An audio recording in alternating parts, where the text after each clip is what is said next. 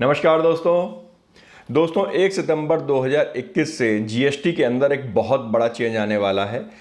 वो चेंज क्या आ रहा है उसके बारे में हम आपको इस वीडियो में बताएंगे। उससे पहले आपसे रिक्वेस्ट, हमारे चैनल को लाइक, शेयर और सब्सक्राइब कीजिए। दोस्तों, अभी आप जब अपनी जीएसटी की रिटर्न्स फाइल करते हैं तो सपोज आपको अगर अपनी जीएसटी R1 फाइल करनी है तो उसके लिए मैंडेटरी है कि आप अपने पिछले महीने की जीएसटी की रिटर्न को फाइल कर दें। जीएसटी R1 आप फाइल कर दें। तो सपोज आप जुलाई के महीने की अगर आपने जीएसटी R1 फाइल कर रखी है तो आप अगस्त के महीने की जीएसटी R1 भी फाइल कर सकते हैं। इसी प्रकार 3B के अंदर है कि यदि आपको अगस्त के महीने की 3B फाइल करनी है तो जुलाई के महीने की 3B फाइल होना मैंडेटरी होता है। तो ये तो एक नॉर्मल प्रोसेस चलती चली आ रही थी, लेकिन यहाँ पर इंटरकनेक्शन नहीं था। इंटरकनेक्शन का मतलब यह हुआ कि सपोज आपने 3B फाइल नहीं की जुलाई के महीने की, तो भी आप अगस्त के महीने की जीएसटी R1 फाइल कर सकते थे। उसके बाद अगर आप इन फ्यूचर चाहें तो सितंबर में भी कर लेते, आप अक्टूबर में भी कर लेते। लेकिन अब 1 सितंबर से इसमें चेंज आने जा रहा है। चेंज यह है कि अब जब तक आपकी 3B फाइल नहीं होगी पिछले महीने की, आप नेक्स्ट मंथ की जीएसटी R1 भी फाइल नहीं कर पाएंगे।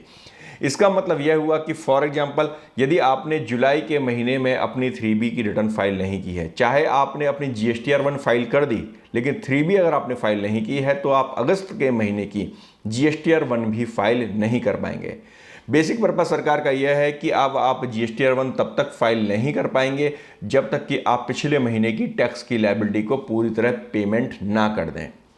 क्योंकि होता क्या है कि जब आप जीएसटी R1 फाइल करते हो तो दूसरी पार्टी के अकाउंट में जीएसटी R2A 2B के अंदर वो इनवॉइसेस रिफ्लेक्ट हो जाते हैं और दूसरी पार्टी उसका आईटीसी क्लेम कर सकती है।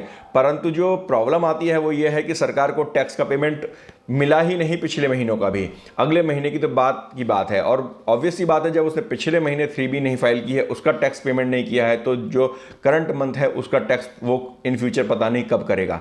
तो गवर्नमेंट ने इस चीज़ को रोकने के लिए कि अननेसेसरी विदाउट टैक्स पेमेंट भी आप 2B और 2A के थ्रू आप इनपुट टैक्स का क्रेडिट ना ले ले, दूसरी पार्टी इनपुट टैक्स का क्रेडिट ना ले जाए, इसलिए उन्होंने ये रिस्ट्रिक्शन लगा दी है कि अब आप अपनी जीएसटी R1 तभी फाइल कर पाएंगे जब आपकी पिछले महीने की 3B फाइल हो चुकी हो।